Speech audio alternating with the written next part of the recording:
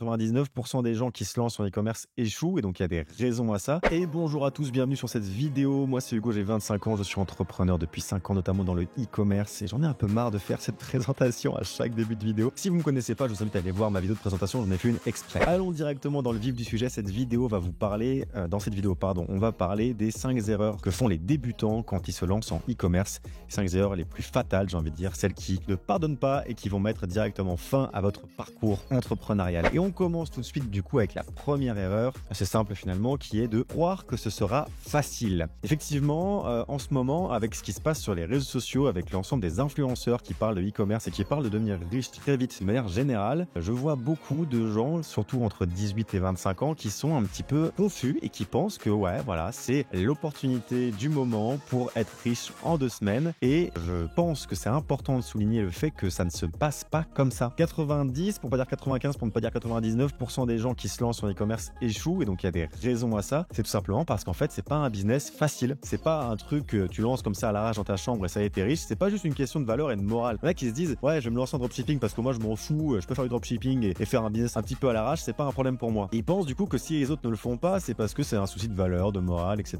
Oui, non, mais c'est pas juste un souci de valeur et de morale. C'est simplement que c'est un business qui est difficile, qui demande de l'argent, qui demande beaucoup de discipline, qui demande de travailler beaucoup de longues heures, d'essayer beaucoup de choses, de perdre de l'argent avant d'enfin en gagner. Et donc, il faut bien comprendre que si vous partez du postulat que ça va être facile, vous allez vous lancer et faire un maximum d'oseille très rapidement, et ben vous démarrez très mal parce que vous n'êtes pas eu dans le bon mindset finalement pour faire les choses correctement et avancer méthodiquement et faire en sorte d'aller doucement mais sûrement vers le succès qui, avant d'arriver, vous forcera à passer par quelques échecs, peut-être même beaucoup. La deuxième erreur qui est très répandue, c'est de ne pas provisionner suffisamment de budget. Je vois trop de gens qui veulent se lancer en dropshipping, en e-commerce avec 200, 300, 400 euros et qui se disent non mais c'est ok car c'est du dropshipping, c'est ok parce que j'ai vu telle vidéo sur YouTube qui m'a dit que je vais lancer 50 euros de pub sur TikTok et je vais faire 200 euros de chiffre d'affaires et ça va rouler pour moi. Encore une fois, ça n'arrive pas ou presque pas. Dans la plupart des cas, construire un projet, stabiliser de l'acquisition sur TikTok, sur Snapchat, sur Facebook, c'est quelque chose de long. Alors bien évidemment, il y a des exceptions quand vous avez un super produit, vous avez fait un super taf de marketing, un super taf de photos, de vidéos, en bref, votre taf il est parfait. Ok, effectivement, vous pouvez lancer peut-être vos premières pubs et avoir des résultats de manière directe. Mais soyons un petit peu lucides, on va dire. Dans la plupart des cas, les gens se lancent avec 200 ou 300 euros et on fait pas plus de taf que les autres. Ils ont un site bien, un produit bien, qui répond à un besoin certes, mais voilà, qui est pas non plus un truc incroyable, qui a déjà été fait par pas mal de concurrents. Et ils lancent leur première pub. Et honnêtement, voilà, si vous vous reconnaissez dans ce schéma-là et que vous êtes en train de lancer vos pubs, sachez que vous allez perdre 200, 300, 400 euros, le budget que vous voulez allouer à vos pubs, vous allez le perdre. Faites une croix dessus. Alors après, attention, moi, ça, c'est ce que j'appelle justement les échecs qui permettent d'avancer. J'ai été dans ce processus-là. J'ai lancé des sites à répétition, j'ai dépensé du budget publicitaire sur des sites qui n'en valaient pas la peine, etc. dans mon parcours. Et donc, je vous parle justement d'expérience. Dans la plupart des cas, ça foire. Et on a eu quelques belles surprises malgré tout dans notre parcours. Mais en tout cas, ce qui est sûr, c'est que c'est un apprentissage. Ça, on peut pas le retirer. Donc, si vous êtes dans cette démarche-là, que vous êtes déjà engagé dedans, allez-y, allez jusqu'au bout de votre truc et voyez par vous-même, faites le constat. Au moins, vous pourrez vous libérer de ce poids, de se dire non, mais peut-être que les autres vidéastes avaient raison et que je vais faire de l'argent très rapidement. Lancez vos pubs, échouez tranquillement et faites votre apprentissage. La troisième erreur qui est très répandue, c'est de bâcler ses créatifs publicitaires. Si vous faites de la pub sur TikTok, sur Snapchat, sur Facebook, le nerf de la guerre, c'est vos créatifs publicitaires. Alors ça peut pas être fait à la va-vite. Ça peut pas être fait en mode oui, bon bah ça a l'air d'être pas trop mal, je vais envoyer ça. Sinon, vous allez encore une fois perdre votre budget. Je vois trop de gens qui négligent les créatifs publicitaires. Les créatifs publicitaires, c'est super important. Ça doit être fait en ayant une stratégie bien pensée.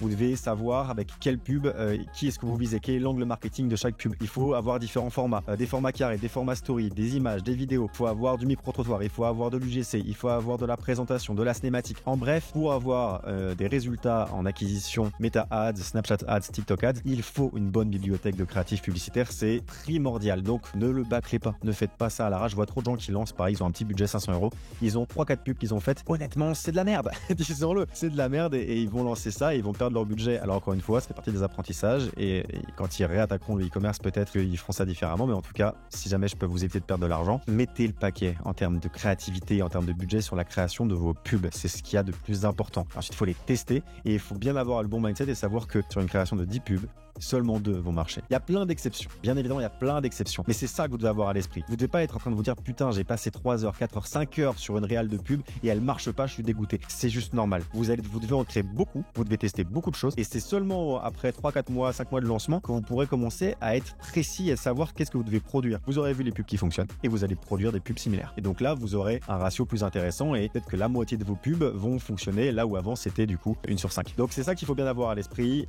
C'est super important les créatifs, ne le bâclez pas et faites ça bien. La 4e erreur que font beaucoup de monde, c'est d'être toujours dans ce mindset de lancer un monoproduit. Lancer un monoproduit, c'est bien, mais pas comme ça se faisait il y a 3-4 ans. C'est pas juste je choisis un truc qui répond à un besoin sur AliExpress, je fais un site web avec une IA en 10 minutes, je prends les vidéos qu'il y a sur AliExpress, je fais des vidéos publicitaires avec ça, bam, j'envoie ça en pub et je suis millionnaire. Ça n'existe pas, ce scénario. Dans la plupart des cas, quand on lance des monoproduits, qu'on ne prend pas le temps de brander, qu'on ne prend pas le temps de poser son logo sur les produits, quand on ne prend pas le temps de refaire un shooting photo pour qu'il y ait des humains, etc., quand on ne prend pas le temps de faire les choses bien, en vrai, et de juste lancer un monoproduit à l'arrache, dans 95% des cas, ça échoue. Et donc, bien évidemment, pour certains, ça fonctionne et on est bien content pour eux, mais pour vous donner un exemple, encore une fois, sur une dizaine de monoproduits que j'ai pu lancer, il y en a seulement 2 qui ont pris réellement. Les autres, il y avait des ventes, hein, mais on n'était pas sur du business qui fonctionnait, quoi. À chaque fois, c'était soit pas rentable, soit à peine, et à force d'essayer pendant 2 mois, 3 mois, 4 mois, on n'arrivait pas à les débloquer. Donc, globalement, sur 10 monoproduits qu'on a lancés, seulement 2 ont fonctionné, et c'est les 2 où on a mis le plus d'efforts, on a mis le plus d'efforts et le plus d'actions en place pour justement aller chercher des résultats. Donc, la vérité là-dessus, c'est qu'on peut pas lancer un monoproduit à l'arrache, il faut bosser, il faut faire des sites complets et prendre le temps en fait de faire les choses proprement et de créer finalement des vraies marques et pas juste des monoproduits business en espérant être millionnaire en une semaine avec ce type de business. Et enfin, la 5e erreur qui est sans doute aussi l'une des plus importantes et qui fait que beaucoup de gens se cassent la gueule, c'est de ne pas se former. Voilà, c'est tout con, hein, mais il y en a beaucoup qui se lancent en e-commerce en ayant vu 3-4 TikTok, en ayant vu 1 ou 2 vidéos sur YouTube. Moi, je vous le dis tout de suite, si vous avez juste vu cette vidéo YouTube et que vous avez le top 5 des erreurs, ne vous lancez pas. Regardez d'abord toutes mes autres vidéos, et après vous serez prêt.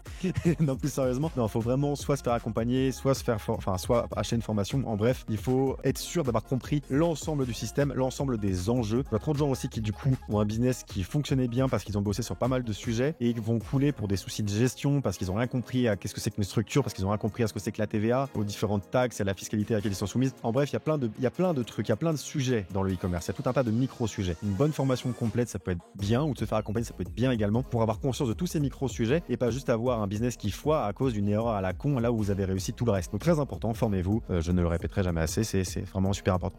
Et c'est déjà la fin de cette vidéo. J'espère qu'elle vous a plu. Mettez un like, un commentaire, abonnez-vous et n'hésitez pas à commenter je veux être coaché, tout simplement parce que sur chacune de mes vidéos YouTube, je fais gagner 1 heure de coaching. Donc peut-être que vous serez tiré au sort et auquel cas on vous contactera directement sur YouTube. Dans la description, vous trouverez tous nos réseaux sociaux pour toujours plus de contenu, Instagram, le podcast Hors des Clous, j'en passe et des meilleurs. Il y a aussi le site de nos agences, etc. En bref, vous avez tout ce qu'il faut dans la description et moi je vous dis à très bientôt dans la prochaine vidéo.